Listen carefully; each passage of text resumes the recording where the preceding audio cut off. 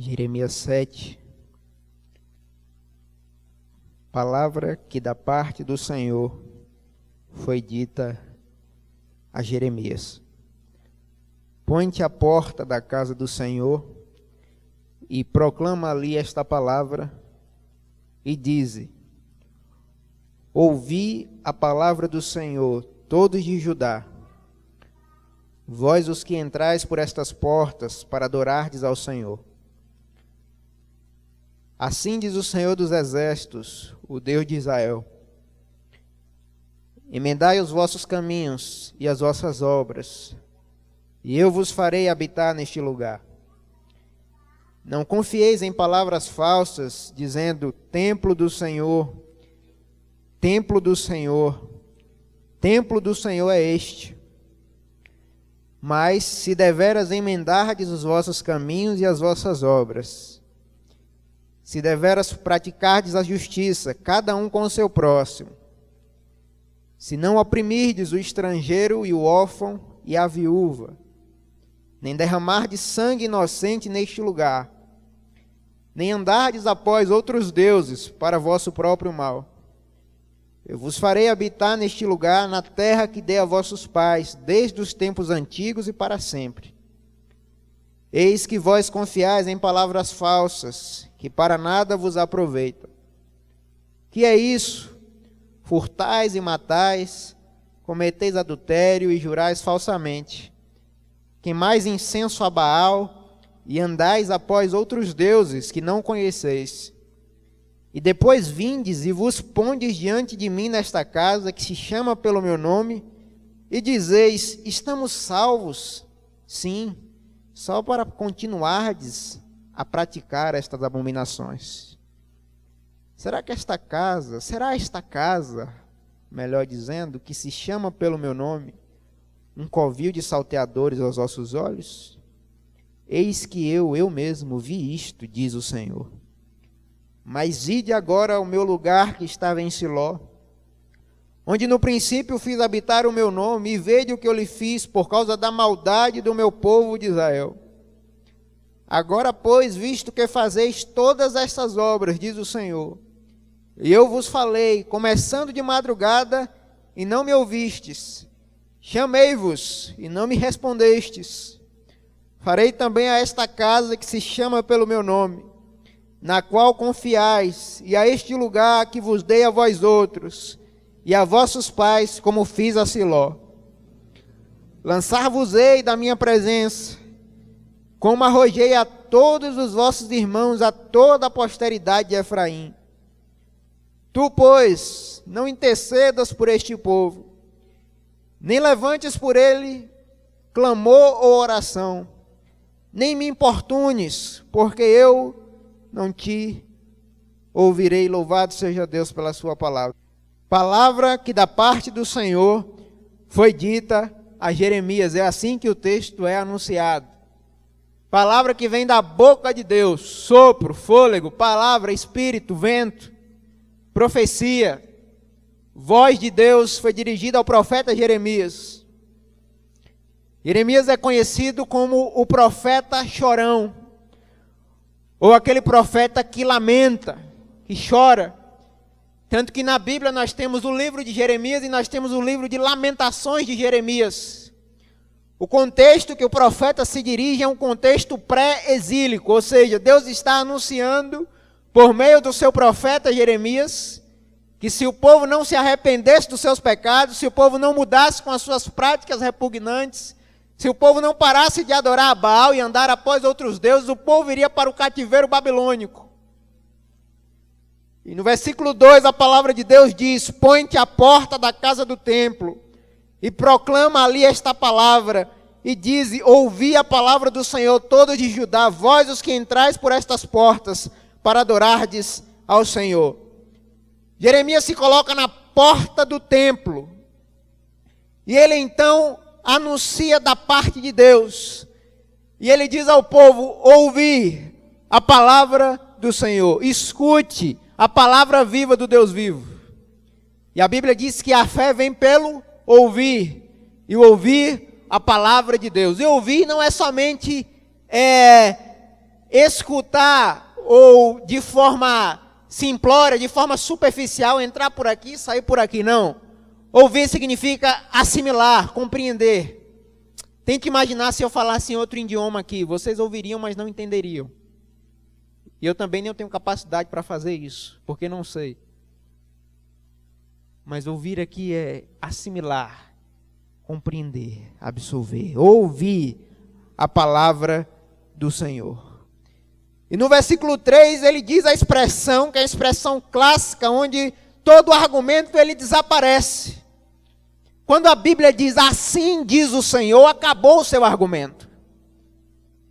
Onde a Bíblia não tem voz, nós não devemos ter ouvidos. Diante da palavra de Deus, não importa a sua opinião, não importa o seu credo, não importa aquilo que você defenda, diante da palavra de Deus, todos devem ceder. E ele diz assim, diz o Senhor dos Exércitos, o Deus de Israel: emendai os vossos caminhos e as vossas obras, e eu vos farei habitar neste lugar. A ideia aqui é corrigir os seus caminhos e as suas ações. Corrijam as suas atitudes. Corrijam as suas práticas. Porque eu vou fazer vocês habitarem nesse lugar, mas para isso vocês precisam emendar os seus caminhos. Corrigir a sua conduta. E a palavra nos chama a reflexão e como está a nossa conduta diante de Deus, diante das pessoas que nós convivemos no trabalho, na nossa escola, como está a nossa conduta diante de Deus, como estamos diante de um quarto, quando ninguém está vendo, como está a nossa conduta diante de Deus em frente a uma tela de computador, quando não tem pastor, não tem ninguém para nos fiscalizar ou observar. Como tem sido a nossa conduta diante do Senhor, quando ninguém está olhando, mas os olhos do Senhor estão atentos sobre todos nós.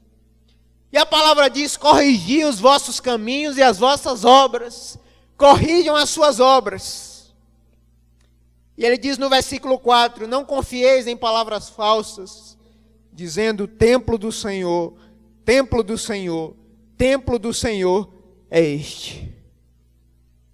Eu me lembro quando a gente era pequeno, a gente cantava aquela música: alegrei-me quando me disseram, vamos, vamos à casa do Senhor. Os irmãos devem conhecer. Alegrei-me quando me disseram, vamos, vamos à casa do Senhor.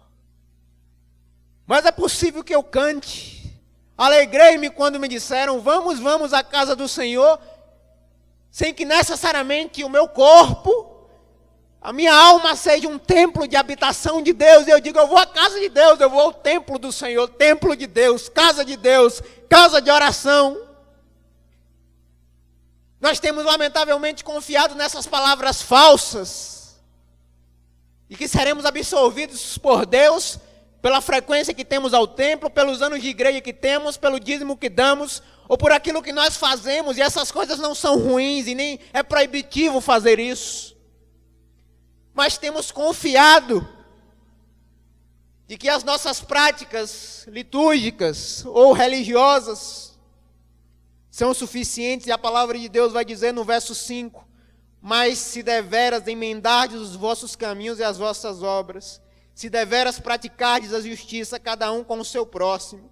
E aí Jeremias vai listando aquilo que Deus quer. Se vocês corrigirem os seus caminhos e as suas obras.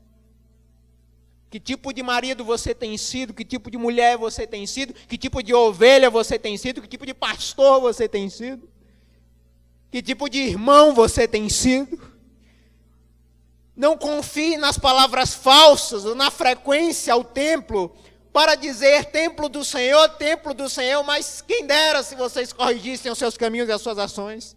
Quem dera se vocês praticassem a justiça, cada um com o seu próximo. Quem dera cada um de vocês tratasse o próximo como gostariam de ser tratados por Deus. Quem dera. Quem dera. Versículo 6.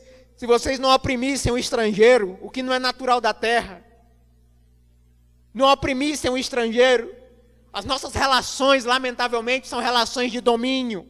São relações de controle, relações de manipulação das pessoas. E aí eu queria perguntar a você categoricamente, com base na palavra de Deus e com a autoridade do Espírito Santo de Deus: Como você vai compreender a graça de Deus se as suas relações são de domínio e manipulação das pessoas? Me diga como. Que graça lhe alcançou, que graça você compreendeu, internalizou, encarnou, absorveu em você, se as suas relações interpessoais são relações absolutamente doentias. Se vocês não oprimirem o estrangeiro. E eu fico observando quantas nações estrangeiras oprimem. Eu fico observando crianças na Síria, eu fico observando refugiados. E um monte de crente dizendo que tem que morrer mesmo, tem lá quem mandou sair do seu país para atravessar o país do outro. E se esquecem que o Deus da Escritura, Yahvé, é o Deus que defende o órfão, a viúva e o estrangeiro. E aí só sabem falar de, é porque eu não fumo, eu não bebo. Pergunte ao diabo se ele não fuma, se ele não bebe, ele vai dizer que não fuma, que ele não bebe também. É porque cuidar do órfão, do estrangeiro e da viúva é difícil. Ter o temperamento transformado pela palavra é difícil.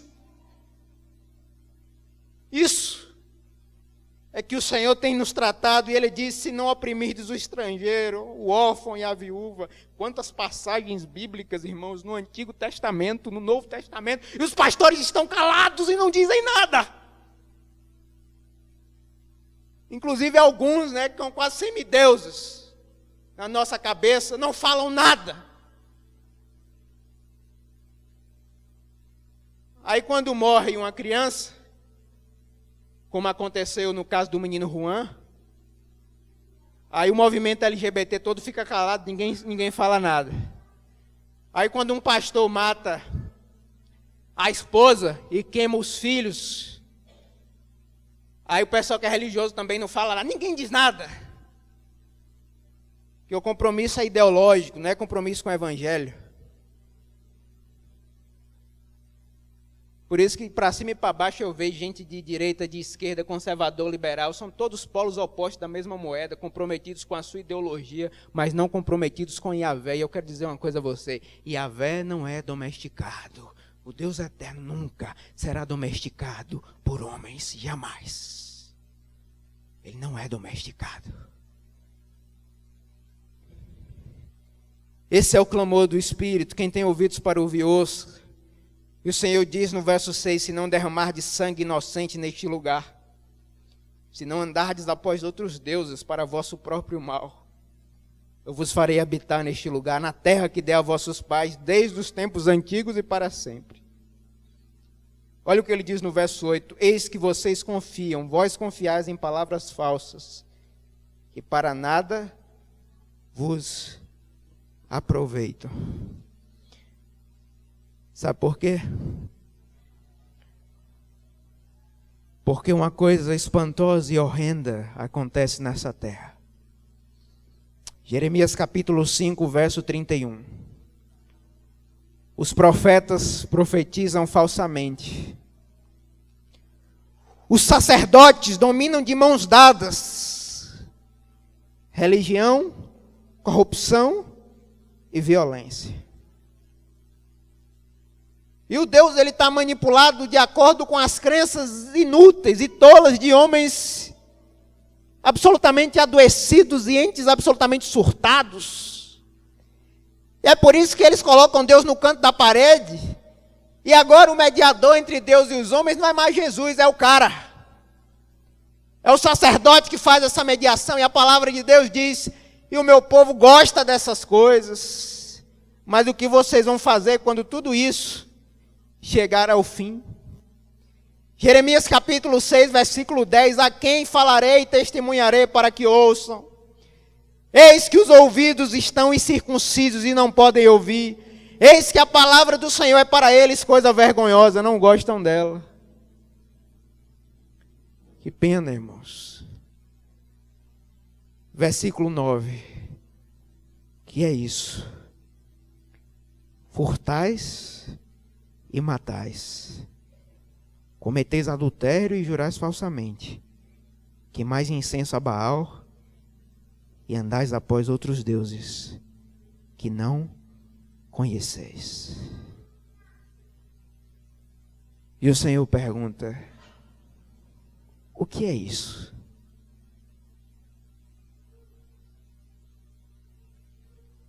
O que é isso?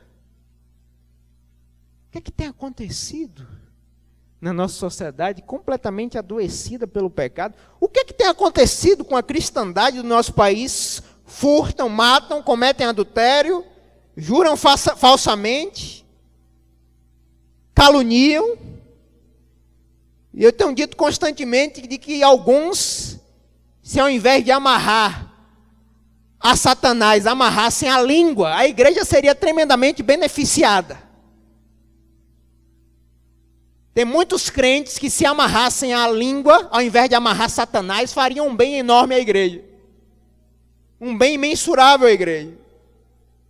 Furtam, matam, cometem adultério, juram falsamente, queimam incenso a Baal, andam após outros deuses. Versículo 10. E depois vem e se põe diante de mim nessa casa que se chama pelo meu nome e dizem: estamos salvos, está tudo bem. E o Senhor diz: só para continuardes a praticar essas abominações.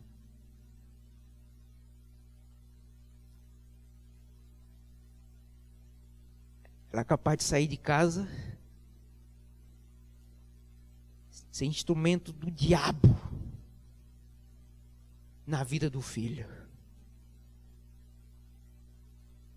Mas vem, adora, cultua. Estamos salvos. Ele é capaz de destruir. Quebra o pau, fala mal de todo mundo. Desce o pau em igreja, em pastor, desce, fala mal de tudo. Oprime pessoas, destrói vidas humanas. E depois vem templo de Deus. Estamos a salvos. Só para que essas abominações continuem. Essas práticas repugnantes. É fácil tirar a tatuagem do braço se ela for removível. É fácil sair de um bar e entrar numa igreja evangélica. É relativamente fácil. O difícil e que ninguém quer é ter a natureza e o temperamento transformado pelo Espírito Santo de Deus. Isso pouca gente quer. Pouca gente quer. Repararam isso? Ninguém quer isso, não. Transformado no íntimo. Cantar Jesus Cristo mudou o meu viver. Oh, Jesus está fazendo a obra na minha vida, pastor. Ele tem me esmagado, ele tem me moído, sabe?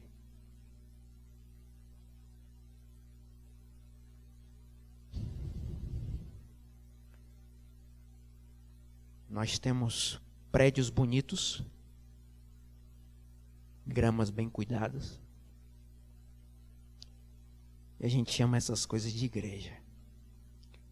Quando o Senhor Jesus, muitas vezes, em muitos lugares, chama de sinagoga de Satanás. E pode ser escrito no topo da fachada deles: Icabô ou Icabode, porque a glória de Deus se foi deles há muito tempo. Som legal, estruturas magníficas.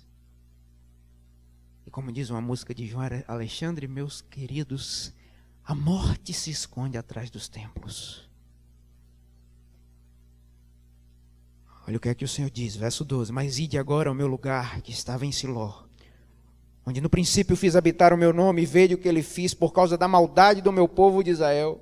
Versículo 3: agora, pois, visto que fazeis todas essas obras, diz o Senhor, e eu vos falei, começando de madrugada, e não me ouviste, chamei-vos, e não me respondeis. Irmãos, Deus tem falado repetidamente, começando de madrugada. A ideia aqui que o profeta quer trazer é que Deus tem falado repetidamente ao povo, e o povo não tem ouvido. Deus tem chamado, mas não tem respondido. Farei também, verso 14, a esta casa que se chama pelo meu nome, na qual confiais, e a este lugar que vos dei a vós outros e a vossos pais, como fiz a Siló, lançar-vos-ei da minha presença, como arrojei a todos os vossos irmãos, a toda a posteridade de Efraim. Não tem nada pior que perder a presença de Deus. Ser entregue. Paul Washer diz que é muito bom quando Deus vem e dá ao seu povo uma palavra dura. Isso significa que eles ainda são o seu povo. O grande problema é quando você só ouve coisas boas. Coisas boas significa que Deus cortou as cordas e deixou você ir. Vai. C.S. Lewis diz que existem dois tipos de pessoas. Os que dizem a Deus, seja feita a tua vontade. Existem aqueles a quem Deus dirá por último, seja feita a tua vontade. Não é assim que você quer, vai lá. Faz a tua vontade, do seu jeito, vence, vence, parabéns. Continue, diz a palavra de Deus no livro de Apocalipse, continue o imundo na imundícia, continue o santo a santificar-se, continue o justo a praticar a justiça. Como assim? Como é que Deus pode dizer que continue o imundo na imundícia? Deus está dizendo, olha, eu vou permitir que o pecado siga o seu curso natural e cuidado. Se Deus fizer isso com você, você está perdido, Ele está entregando você à vaidade do seu próprio coração e isso é algo destruidor para você. Olha o que ele diz no verso 16. Tu, pois, não intercedas por esse povo. Ele está falando para o profeta. Ele está, Jeremias, não interceda por esse povo. Não levante nenhum clamor no verso 16. Não levantes por eles clamor, oração. E nem me importunes. Deus está dizendo, Jeremias, não me incomode. Não me importune, não levante nenhum clamor, Jeremias, por esse povo. Porque eu não vou te ouvir. Deus está pedindo ao profeta, irmãos, que pare de orar. Ele está dizendo, pare de orar, Jeremias, enquanto eles não corrigirem as suas ações e a sua conduta, enquanto eles pararem de chamar de pecado aquilo que não é pecado, enquanto eles pararem de chamar coisas boas aquilo que não é coisa boa, mas é pecado, não ore, porque eu não vou ouvir. E o resultado final é que o povo andando na dureza do seu coração, no verso 26, a Bíblia diz, não me destes ouvidos nem me atendestes, endurecestes a cerviz e fizestes pior do que vossos pais. A cerviz dura. Dura cerviz.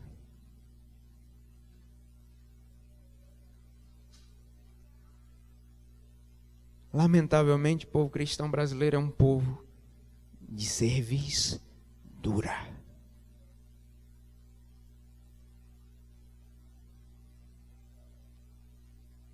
Dura cerviz. Coração obstinado. A palavra vai falar, vai vir. Mas o povo vai endurecer o coração. E aí, eu pergunto a você, como é que vai haver quebrantamento nos bancos, se não tem havido quebrantamento nos púlpitos?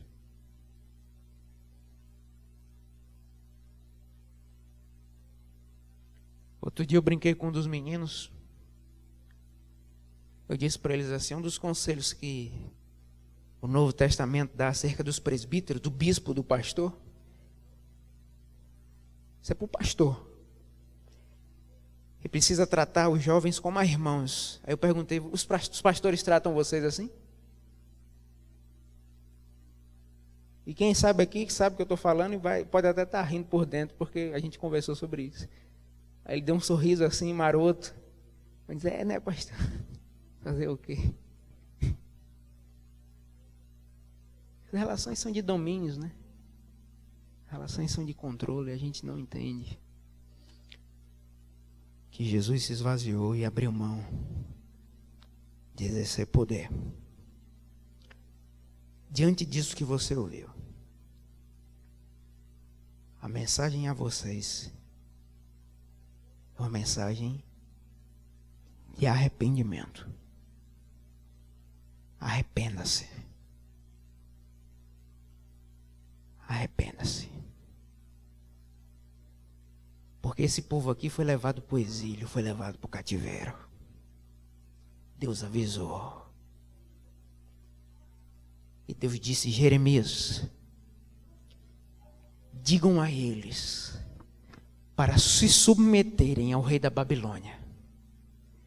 Diga a ele, Jeremias, pode ler o livro todo de Jeremias, você vai ver que eu não estou mentindo. Compare tudo o que eu disser à luz da Sagrada Escritura. Você tem total liberdade para isso. Deus vai dizer: Jeremias, diga a eles que quem resistir vai perecer pela guerra, pela fome ou pela peste. Diga a eles que é para se render. Muitos não ouviram, não deram atenção. E Deus enviou o povo para o cativeiro, para o exílio, para que lá no exílio o povo aprendesse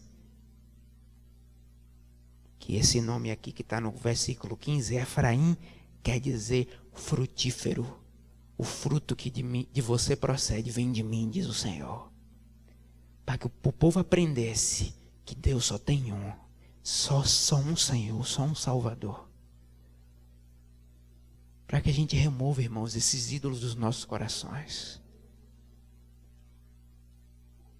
O ídolo católico é mais fácil de ser reconhecido, porque é palpável, né?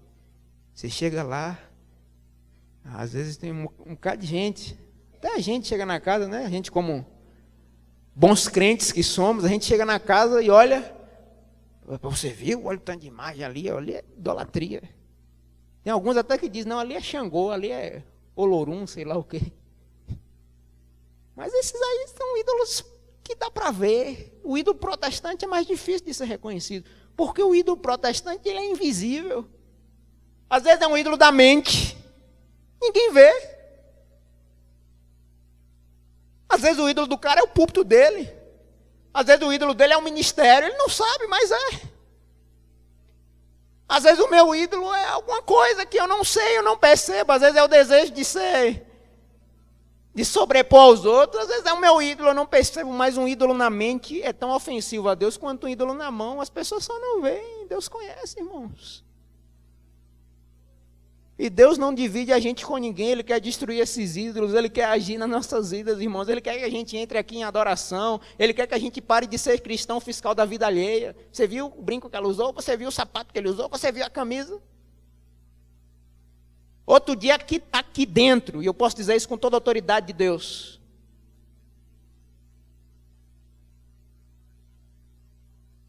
A pessoa chegou para mim e disse: pastor, você viu a camisa que fulano estava usando? E aí eu fui ver a camisa do menino, a camisa do adolescente. E aí quando eu fui olhar, eu nem vi que esse menino estava usando a camisa. Uma caveirona estava assim, né? Pastor, o senhor precisa corrigir, o senhor precisa dizer que precisa tirar esse negócio, porque isso aí vai... Eu falei: nem eu reparei camisa de nada. Meu Deus do céu, tanta coisa para reparar. Eu vou adorar o Rei dos Reis, o Senhor dos Exércitos. Eu vou estar reparando, meu Deus. Eu vou estar olhando e você vê: pastor, ele adora assim, não adora assim. Meu Deus, irmãos, acordem em nome de Jesus, acordem para as coisas que são realmente primárias, importantes. Você viu, o pastor usou chapinha no cabelo. Meu Deus, que bobagem, que meninice, que criancice.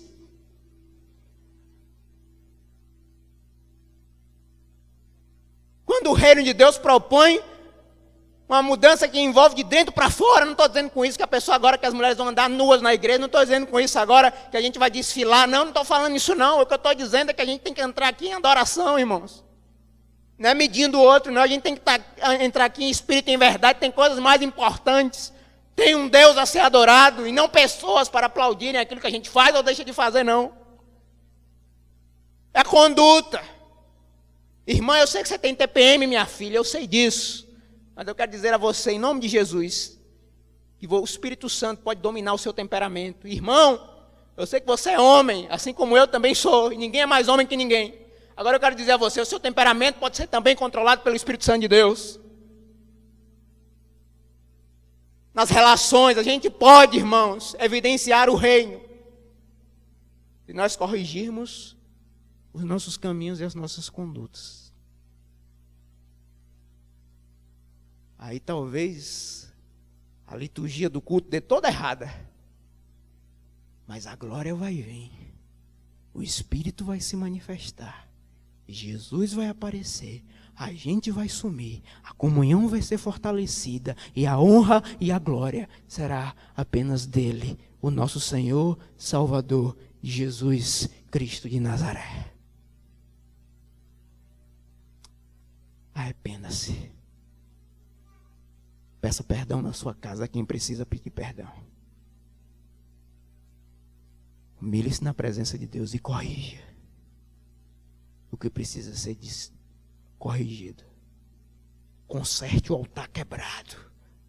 A Bíblia diz: lembra onde caíste, lembra onde foi, o que foi que causou sua queda. Arrepende-te e crê. Eis estou à porta e bato.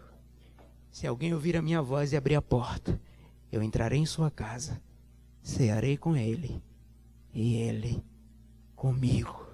Que Deus abençoe a sua vida.